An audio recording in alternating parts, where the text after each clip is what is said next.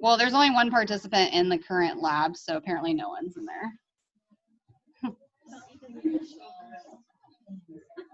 You get a break from Ethan for a month. Jasmine and Ethan are the only two in there right now. What? A break from Ethan for a whole month.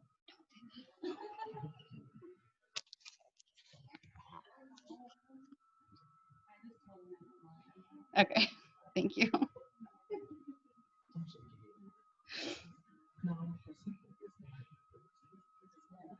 And Kieran, you were funny. What'd I do? When Instagram was talking to me, I saw your face. I was like, don't do that. In the background. I know we had the same thought process, but like, don't do that.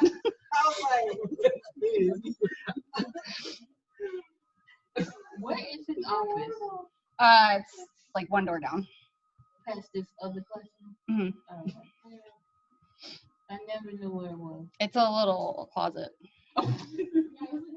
It's like a long closet, actually, because I think there's whoever's desk that is. I don't know who that person is, but it's just like a closet.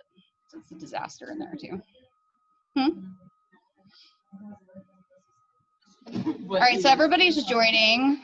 So we'll give them a minute. We'll walk into the lab. Is the lab? Did anybody turn the lab on or no?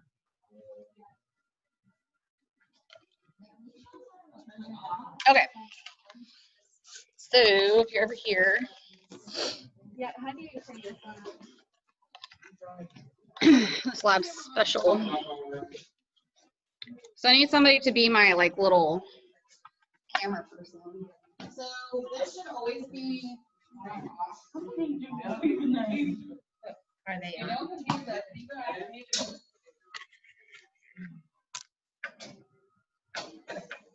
Somebody had already turned it on. Oh, maybe I turned it on. Is it on? It's on?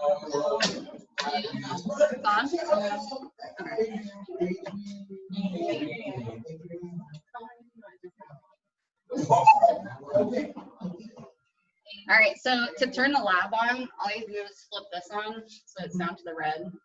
This wall switch turns everything on. And then there's like a little button back here on the back of this little thing, and then the green lights will come on. Don't ask me how to control that control panel out there because it's way different than any other control panel I've ever seen.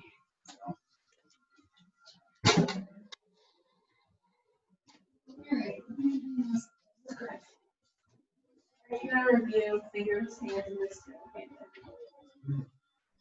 Yeah, some people weren't here after the practical last week, so.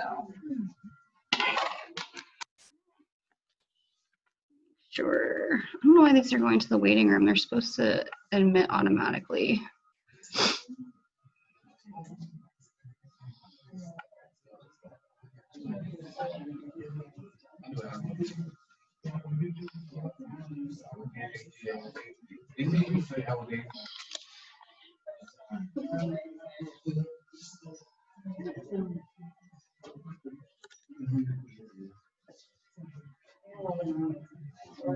Okay.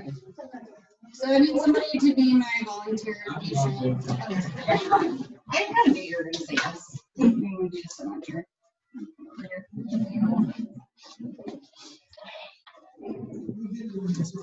Yeah. Is this a? All right, so we're going to do finger first. So your SID is 40 inches tabletop. So now we're looking at tabletop SID, not table receptor SID. Okay? I need to be a hand model. Oh my gosh. Nails are shiny. We'll do his middle finger. You can use all release button on this because it really doesn't matter as long as you don't leave 40 inches. You guys were very good about like making sure it said exactly 40. If it was 40.2, guess what? You wouldn't have lost points. But everybody was very specific. So how about these 10? You don't have to do 10 because we're tabletop. D10's only to center the table and center the wall. So you can be completely out of D10 for like your. Don't you just on the English receptor? Yep. Yeah, don't be over here. All the way up to Yeah, be down here by my your finger. patient. Line up like directly in the middle of the eye. No. Do you need me to Doesn't space my matter. fingers out? Okay. Do you need me to space my fingers out? Oh my, okay. So we're just gonna use this middle finger. We'll go over finger first, and then we'll move on. So everybody at home, we're doing finger first. So 40 inches SID. So you're gonna collimate down to the finger. Some locations want you to have more than one finger in there for comparison, but we'll just go with right now. We don't need to do that. So proximal interphalangeal joint. Proximal. PIP. Yeah.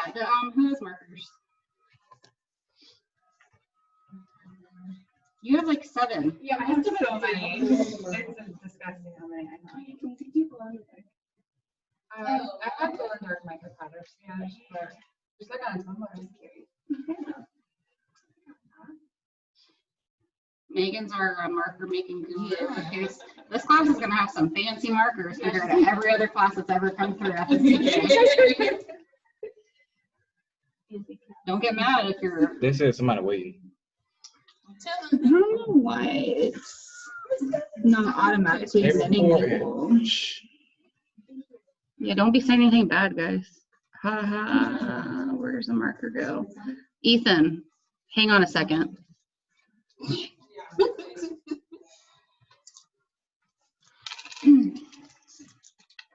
Oh, thank you.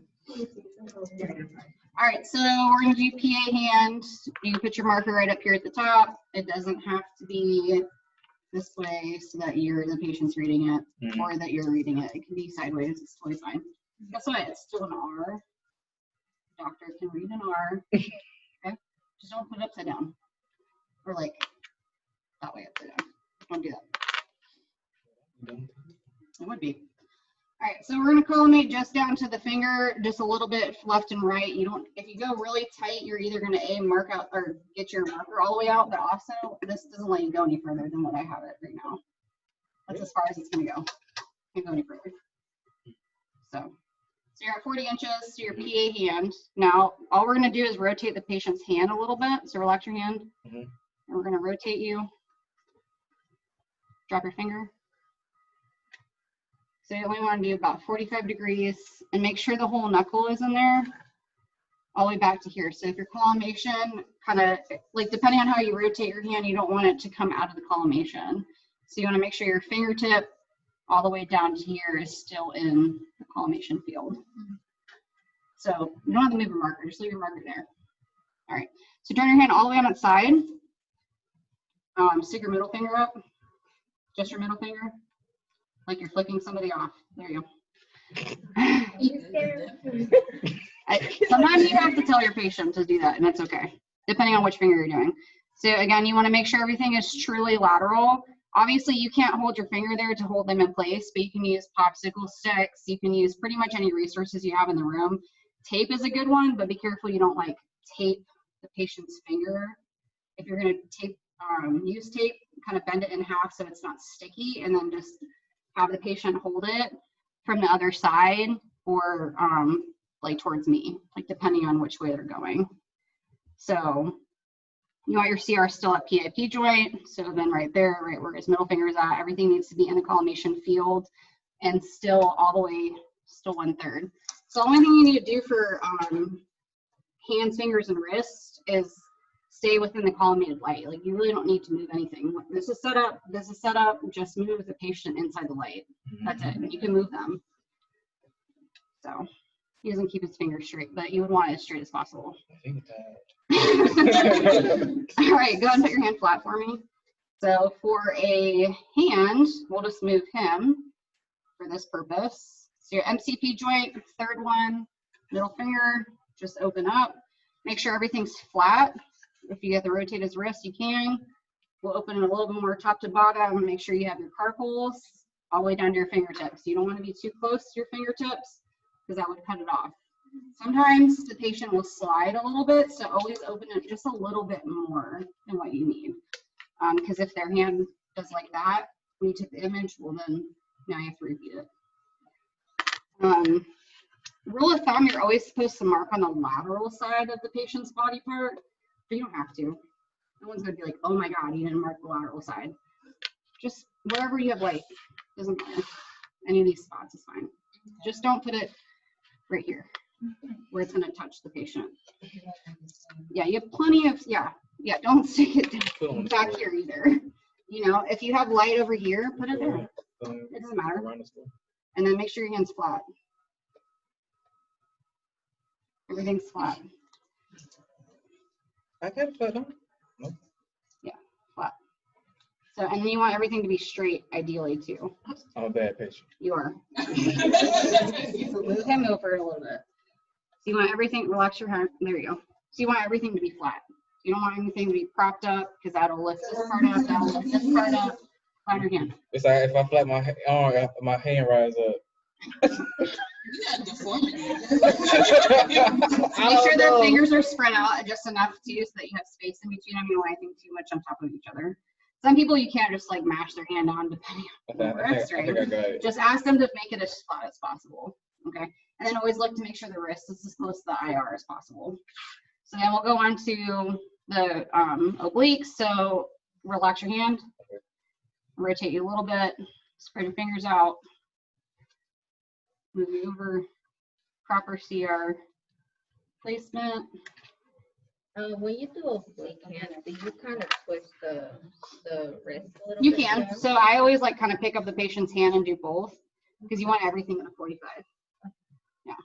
So we can be done better without the phone. Correct. You don't have to use the foam. If you use the foam, it's just going to make your whole hand straight like this. But this is okay too. Like we're really concerned when we're looking at the hand, we're really focused on this part, not the fingers so much, but the fingers are part of the hand. Correct. We're really looking at this. That's on our snake order to hand. Yep. You always want the joint past it. So.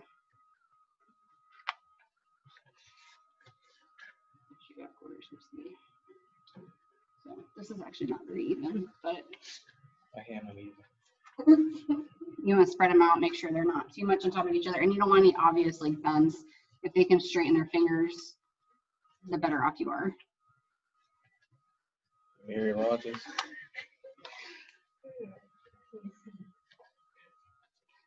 All right. So then that's your hand going into the lateral. So this one is the second MCP joint because it's on top. True lateral, stack the metacarpals on top of each other.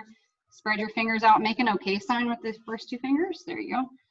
And then spread his fingers out for him. And then we'll put him. You want to spread my finger some more? No. Oh. You want to make sure everything is lateral. So if you have to rotate, you can rotate. And then you can just close the collimation back down a little bit. I thought his fingers weren't supposed to be touching. So yeah, you'll take these and separate them a little bit. Yeah. So if you put them in an OK sign, just make sure you go back and Yeah, separate separate just a them. little bit. So you want second MCP joint too. And then collimate down, still against the wrist. Everything is lateral. So when we take the X-ray, ideally all 4 of these bones are completely superimposed on top of each other, unless they have like a fracture somewhere in there. All right, so that's the hand. We already did the finger. Go ahead and flip your hand over. We'll do the thumb real quick. So to do the thumb, you're gonna go from what? Yeah, flip it over, right? Yeah. So you want to go like this? Yeah, in a second. Oh, Yeah. okay. So we're gonna do a thumb. So we're gonna flip his hand this way. Are you okay? Mm-hmm. Does that hurt? Mm-mm. You're not very At all. sorry, Kirion is like not the greatest flexibility wise apparently.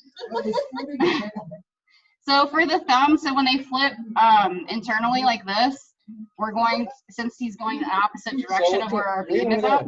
No, you're fine, just stay like that. We can move this. Oh, snap, how you did that? Oh, it just spins. And then we'll collimate down. Again, you're at your MCP joint, so remember your thumb only has your MCP joint and then your distal phalangeal joint. So it'll be your MCP joint here, and then just collimate down to your thumb. Do we need to open it more so we can put the markers? And you can fit it in there on the side. You could open it just a little bit if you don't feel comfortable where it's at. Okay. Yep. That's your AP thumb. Go back to normal position. See how he's already kind of like a 45?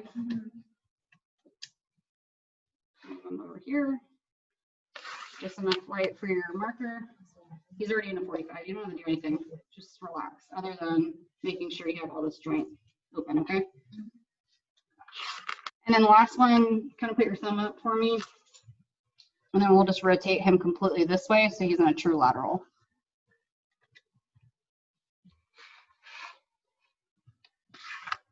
And again, you want to make sure you have all the way to the joint. So you want to make sure you have that back joint, because you don't have that back joint, you're going to clip something. Okay. All right, relax.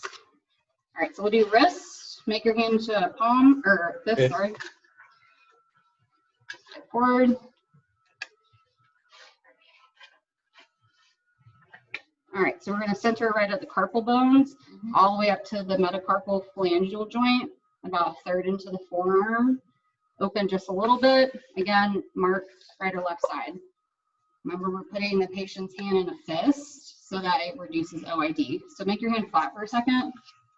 See how his wrist just kind of popped up a little bit? Put it back in the fist, and it makes it flatter. So we want that ideally, if they can do it. If they can't do it, it's fine. Just do it flat. Okay. Ideally, you want it to be in a fist though. Relax your hand. All right, so we're gonna go to 45-degree angle for the oblique. So everything's relaxed. We don't have to change the collimation. Everything's exactly the same. You're still centered at the carpal bones. Then we're gonna go into lateral. So this is the one, go ahead and make a hand, like your hand make sure karate chop. There you go. And you're gonna rotate it back just a little bit so that you're truly superimposing your radius over your ulna. If you were to leave it this way, the way we had it originally, they're gonna be slightly off from each other. And you don't want them too off from each other because then the doctor might think it's just another oblique. So you wanna rotate to the back just a little bit so that, yeah, so that the radius and ulna superimpose one another and make sure everything's flat. So, and then again, you don't have to move your marker, you don't have to move the collimation, this is totally fine. All right, and then go flat. For ulnar deviation or scaphoid, all you're gonna do is take their hand, hard to position. You're gonna take his hand and rotate out to the side. So try to, if you can, at least collimate down to about like halfway through the hand so that you're getting just your scaphoid here. And then you can just collimate this way. So that's to get just your scaphoid to your marker a little bit. You could open back up and then just pop it right in the corner. So, ulnar deviation, scaphoid picture. There's another like special view where you could throw a 15-degree angle on it, and it'll help open up your joint space. If your patient couldn't do it for some reason, and it would just open up the whole joint around it. Okay. And you'll see some of the techs do that out in the clinical. No, you don't have to. But you might see a tech do that. Say the patient couldn't ulnar deviate. So keep your hand flat. You're a fat patient. Let me see if I can do it this way. Yeah. So bring her up.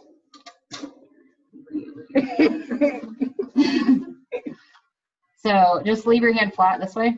Come back. Yeah, just keep it flat.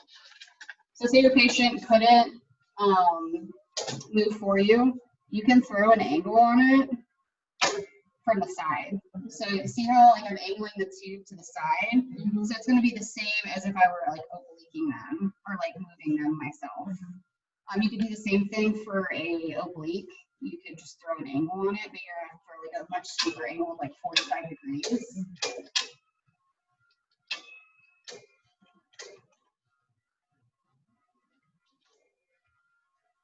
I'll get super hot. Mm-hmm.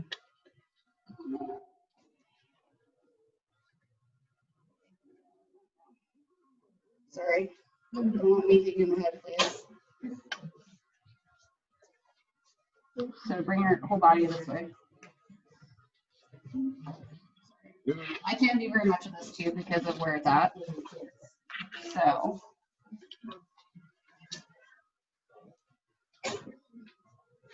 say your patient couldn't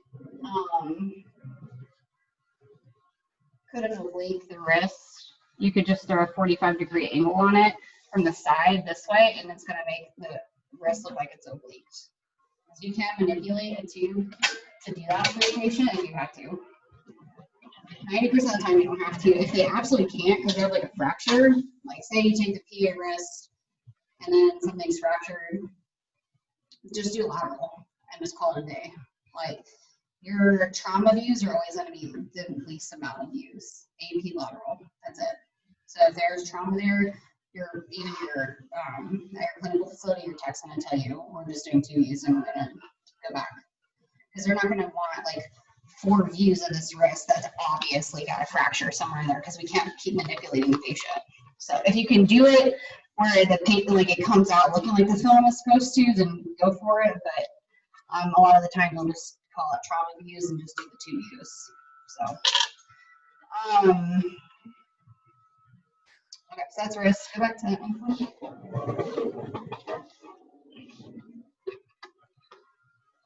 Okay, flip your palm over. So this is going to be your AP forearm. So you're going to move him all the way forward. Everything is flat, so you can bring him to your table. So everything the same level. So see how his shoulder and his all the way down to his thumb or to his hand is flat? And then you could move the cassette this way so it's matching him long way so you don't possibly cut anything off. Slide him forward.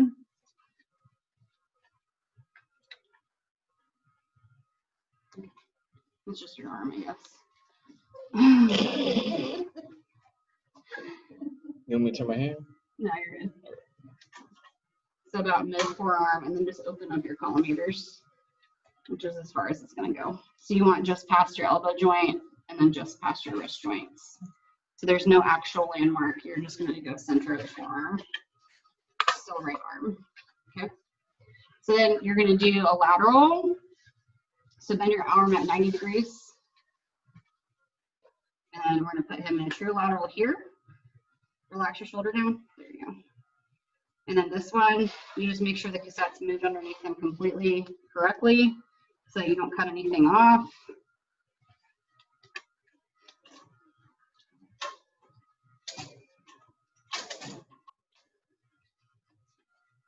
I haven't had to do one of these in the actual X-ray room in a really long time.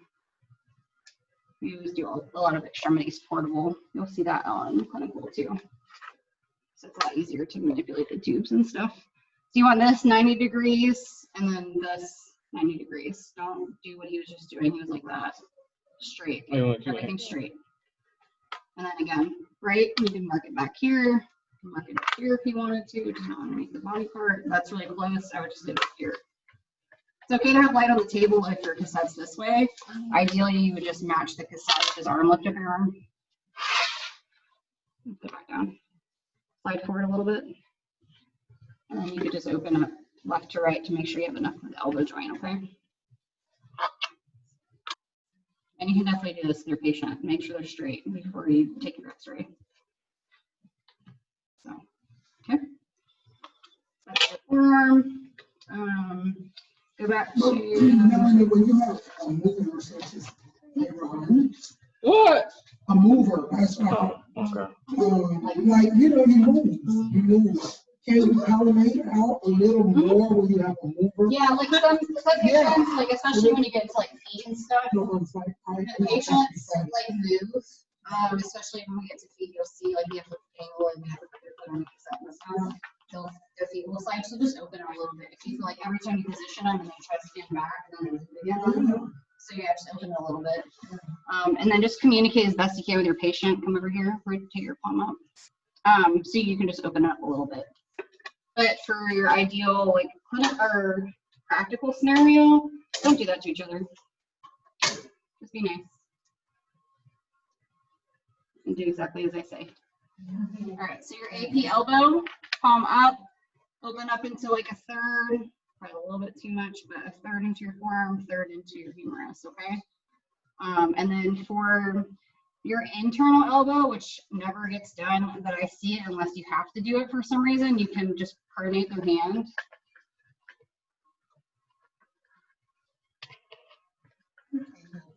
Yeah. Good. He's like, you got like stiff joints or something. So you just flip their hand back over. And that's the way- That's an internal. That's kind of way that the bones cross. Yeah. And also, like, but we're looking at the elbow in this case, like you're thinking forearm, that's where the bones cross. Internal elbows are not really done, but just know that there's an internal oblique option. And then if you go back from AP, external oblique, you're going to rotate the whole thing. So this is where some patients don't really like to do it. So just roll your shoulder back for me. That's the easiest way to get somebody in the correct position, is just have them drop their shoulder, because some people can't like the whole body will like turn with you. So just have them drop their shoulders. That what it's doing is opening up the joint space using the ulna and the radius. If you see a defined joint space opening between the two of these after you do your external, you're good to go, right? The closer the joints are together, or the bones are together in that joint space, you're more of an AP. So you want to open it up in your external. So anybody going to back desk, this is your protocol, external oblique, okay? Bend your elbow at 90 degrees. I'm sure it is at Memorial too. I've just never been to Memorial. So come back to this, 90 degrees. Everything's 90 or straight and lateral. Relax your shoulder down best you can. So I brought the table as high as I can go. We're good. I'm just short. So you just want, again, a third into the forearm, third into the distal humerus. Straight lateral, 90 degrees. Get this as close to the IR as possible. If they can't do it, they can't do it. But as much as you can make this humerus flat, because if not, it's going to elongate the humerus and look weird. So you want, like I said in that one picture, visually on my PowerPoint, that's how you want every single lateral elbow to look, okay? So, When he's distracted, does he need to do this jacket out of the way like if we were actually in a hospital? Or so you're, They won't want to go. no, you don't need to change your patients for extremities. The only thing you would take off for extremities is jewelry. If they have some, say they have some like decorative long sleeve shirt that you're suspicious that would show up, take it off. If you're ever suspicious of like whatever they have on, take it off. But this should be fine. Like it may or may not show up, but likely it won't. Now when we get to lower extremity, jeans shows up. Like rolled up denim will show up because it's so thick. It may not obstruct your image that well or like really bad, but it will show up on your image. So you okay? Tired. Just wait until you can do it for 8 hours. Oh, gosh. All right, so you can relax. That's your lateral elbow. If you ever have a trauma forearm or a trauma elbow, and you have to shoot a cross table lateral, this is gonna take a second. Let me get over there. I'm only hitting the button too.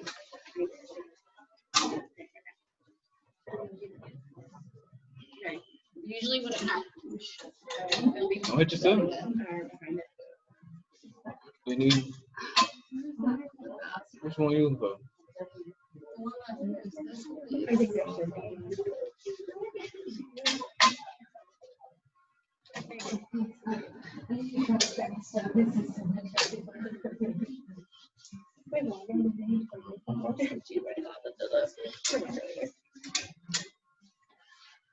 Still move.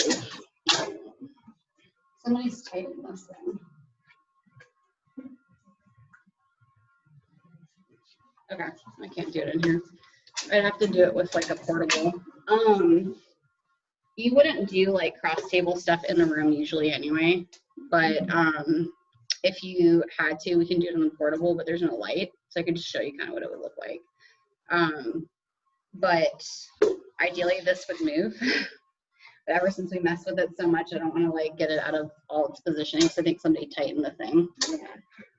Back to where it was. So we're gonna go into the other room, and I'll show you what it will look like in there. Somebody grab my laptop for me.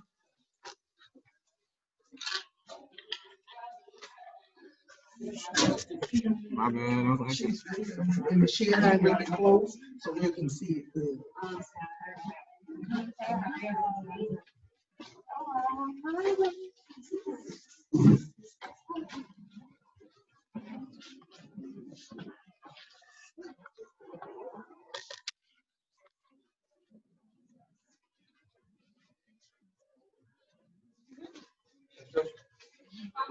yeah, man.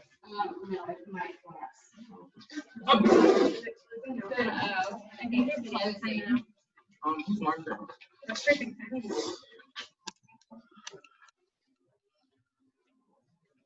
I might have just enough time to finish doing this, so I'll show you guys.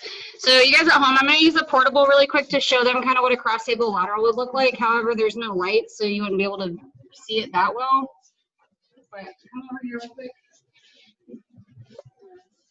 And go on the other side.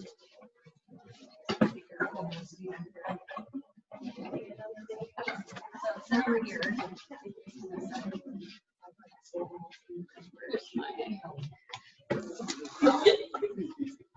So come forward a little bit. So say they were like they had a deformity, right?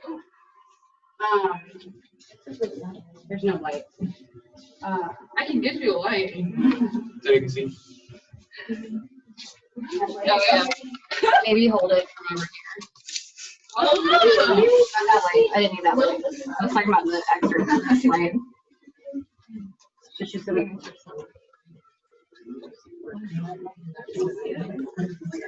Really? Okay, so ideally this is what it would look like. Say the crosshairs are right here.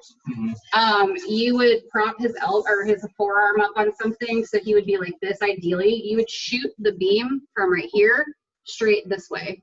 That would be your cross table. So if you have like a trauma forearm and you know there's a deformity there, you've taken your PA because you saw a deformity and it's broken, you would shoot your lateral this way. So you would just manipulate your tube from the side, and that's what I was trying to do in the other room, but you would shoot it this way. I'm going to go without your light for a second. But you would make sure that your cassette's behind him, so you're still getting all the way to the joint. You just wouldn't have to move anything. All you're doing is shooting him from the side. And then there's a way to orient him like correctly on your portable, or on your portable. And then you can do the same thing with the wrist. So if you have like a deformity in your wrist, or say the patient's wrist is casted, you can just shoot across table instead of rotating them to their side. And then you could also do the same thing with an elbow. You could also do the elbow if you had to do a lateral or even an AP standing against a wall bucky, like over here. If you absolutely had to, you can do that. So just depending on your patient's condition, or what their complaint is, or what their situation is, just try to like think outside the box that all these things do exist. There's other ways to get the images if you have to manipulate it. Chest and abdomen are pretty straightforward. There's not a whole lot extra you can do, but extremities, you can manipulate your tubes. Portables, you guys are gonna love them, because eventually you'll get to a point where, dang, that patient can't move at all, but you can flip it all different angles and get the same image. So, got it? Okay. Okay, so we're done. We're gonna just practice. Bye, guys.